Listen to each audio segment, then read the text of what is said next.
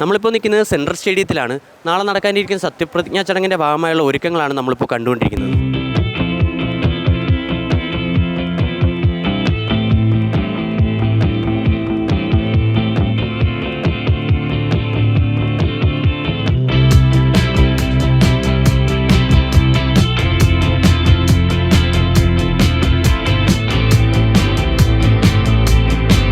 Sir, നാളത്തേക്കായിട്ടുള്ള ഒരുക്കങ്ങൾ എങ്ങനെയാണ് പോയിക്കൊണ്ടിരിക്കുന്നത്?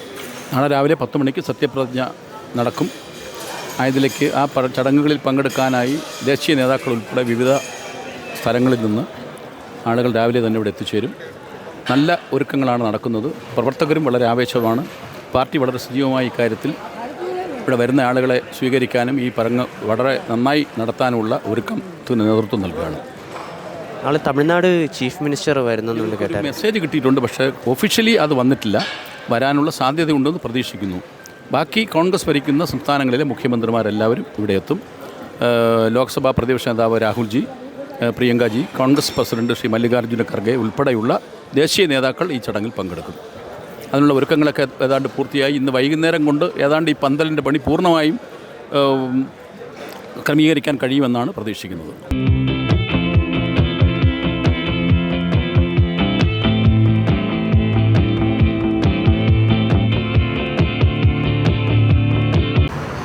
പുതിയ മുഖ്യമന്ത്രിയായിട്ട് വി ഡി സതീശൻ വന്നിരിക്കുകയാണ്. ഇതിനെക്കുറിച്ചുള്ള ചേട്ടൻ്റെ അഭിപ്രായം എന്താണ്? വി ഡി സതീശൻ എന്ന് വെച്ചാൽ നല്ലൊരു മനുഷ്യനാണ്. ഈ കേരളം മുഴുവൻ അറിയപ്പെടുന്ന ആളാണ്. അവരുടെ പ്രവർത്തനങ്ങളും കാര്യങ്ങളൊക്കെ നല്ലത് പത്രത്തിലും ടി വിയിലൊക്കെ നമ്മൾ വരുന്നത്. നല്ലൊരു വികസനം ഉണ്ടാകുമെന്ന് എല്ലാവരും ആഗ്രഹിക്കുന്നുണ്ട്. നല്ല കാഴ്ചയൊക്കെ അവർ, അതാണ് നമ്മുടെ എല്ലാ ആഗ്രഹങ്ങൾ. പിന്നെ ചെയ്യുന്ന ആത്മാർത്ഥത്തോടെ എല്ലാ ജോലി കറക്റ്റായിരിക്കണം. രമേശ് ചെന്നിത്തലയല്ലേ ആക്ച്വലി? വി ഡി സതീശനാണ് ഉദ്ദേശിച്ചത് മുഖ്യമന്ത്രി. രമേശ് ചെന്നിത്തലൻ ഏറ്റവും സീനിയർ സ്റ്റാഫാണ്, സീനിയർ നേതാവാണ്. അവർ ആഭ്യന്തരമാണ് ഇപ്പോൾ കൈകാര്യം ചെയ്യണത്. ഇപ്പോൾ നമുക്ക് വരുന്നത് വന്നിട്ട് ഇവരാണല്ലേ വി ഡി സതീശാണ്. അയാൾ നല്ലൊരു മനുഷ്യനാണെന്ന് എല്ലാവർക്കും അറിയാമല്ലോ. അപ്പം നമ്മളതനുസരിച്ച് ജനങ്ങളുടെ കൈയോട് സപ്പോർട്ട് ചെയ്യണം.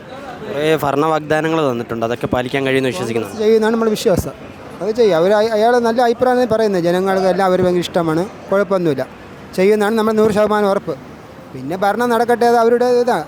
ഓരോ പാർട്ടിക്ക് അവർ രീതികളുണ്ടല്ലോ, അതനുസരിച്ച് നല്ലൊരു ഭരണം കാഴ്ചവെക്കിടുന്ന് നമ്മളെല്ലാം ആഗ്രഹിക്കുന്നുണ്ട്. നല്ലപോലെ നടക്കട്ടെ. പുതിയ മുഖ്യമന്ത്രിയായിട്ട് വി ഡി സതീശൻ വന്നതിനെ കുറിച്ച് എൻ്റെ അഭിപ്രായം നല്ല അഭിപ്രായം തന്നെയാണ്. ഭരണം മാറി വരട്ടെ.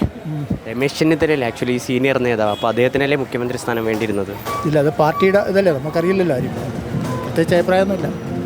പുതിയ ഭരണ വാഗ്ദാനങ്ങൾ തന്നിട്ടുണ്ട്, അത് നടപ്പിലാക്കാൻ സാധിക്കുമെന്ന് വിശ്വസിക്കുന്നുണ്ടോ? പൂർണ്ണമായി വിശ്വസിക്കുകയാണ്. നോക്കാം, കണ്ടറിയാം. ഭരണം അടുത്ത് പരിചയം തുടങ്ങട്ടെ. മൂന്നുപേരിൽ ഏറ്റവും നല്ല വി ഡി സതീശൻ തന്നെയാണ്. ഏറ്റവും സീനിയർ നേതാവ് എന്ന് പറയുന്നത് രമേശ് ചെന്നിത്തലയല്ലേ? രമേശിൻ്റെ ആഭ്യന്തര വകുപ്പ് നമുക്ക് കണ്ടതല്ലേ, ഒരുപാട് തെറ്റുകൾ ചെയ്തതല്ലേ. അപ്പോൾ അങ്ങനെയുള്ള ആളുടെ മുഖ്യമന്ത്രി സ്ഥാനം കിട്ടിയ കുറേ ഭരണ വാഗ്ദാനങ്ങൾ ഇപ്പോൾ വി ഡി സതീശൻ ഉന്നയിച്ചിരിക്കുകയാണ്. അത് നടപ്പാക്കാൻ പറ്റുന്നത് തന്നെയാണ്. കാര്യം അത് നടപ്പാക്കാൻ പറ്റാത്തതല്ല, നടപ്പാക്കാൻ പറ്റുന്നത് തന്നെയാണ്. സൗജന്യ യാത്ര നൽകി കഴിയുന്ന KSRTC നഷ്ടത്തിലാകും. അതിനുള്ള മാർഗം കണ്ടെത്തിച്ചാണ് ചെയ്തത്. അവന് വേറെ വഴിയിൽ ഒരുപാട് ഇരിക്കുകയല്ലേ. കാര്യം വരുമാനമൊക്കെ മാറിയില്ലേ, പഴയ വരുമാനം അല്ലല്ലോ. പുതിയ മന്ത്രിസഭാ രൂപീകരണത്തെക്കുറിച്ചുള്ള ചേട്ടൻ്റെ അഭിപ്രായം എന്താണ്? നല്ല അഭിപ്രായമാണ്.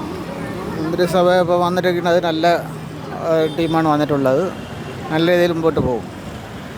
ഒരുപാട് ദിവസം നീണ്ടില്ലേ ഒരു മുഖ്യമന്ത്രി തിരഞ്ഞെടുക്കാൻ തന്നെ? അവർക്ക് വാഗ്ദാനങ്ങൾ പാലിക്കാൻ സാധിക്കുമെന്ന് വിശ്വസിക്കുന്നുണ്ടോ? വാഗ്ദാനം സാധിക്കാൻ ഇനിയിപ്പം നാളിൽ സത്യപ്രതിജ്ഞ വെച്ചിരിക്കുന്നത്. അത് കഴിഞ്ഞിട്ട് വാഗ്ദാനമൊക്കെ നിറവേറും. 100% ഉറപ്പാവും. പറഞ്ഞ വാഗ്ദാനമൊക്കെ ഉറപ്പായി കൊടുക്കും.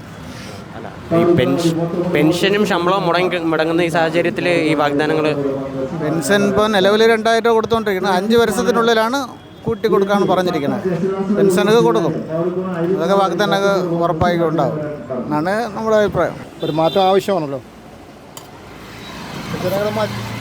മാറ്റം എഴുതി സന്തോഷമുണ്ട്. പുതിയതായി കൊണ്ടുവന്ന വാഗ്ദാനങ്ങൾ പാലിക്കുമെന്ന് വിശ്വസിക്കുന്നുണ്ടോ?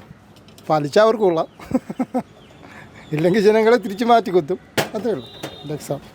പുതിയ നയങ്ങൾ കൊണ്ടുവരാൻ പുള്ളിക്ക് സാധിക്കുമെന്ന് വിശ്വസിക്കുന്നുണ്ടോ? പുതിയ നയങ്ങൾ കൊണ്ടുവരാനുള്ളത് പുള്ളി നേരമേ വാഗ്ദാനങ്ങൾ കൊടുത്തിട്ടുണ്ട്. അത് വാഗ്ദാനങ്ങൾ പുള്ളി ആർക്കുമേ നിറവേറ്റുമുള്ള ഇത് നല്ലൊരു നമ്പിക്ക ഉണ്ട്. നല്ലൊരു പക്ഷക്കരണം വയ്ക്കട്ടെ എന്നുള്ള ഒരു ഇതിൽ നമുക്ക് ഉണ്ട്.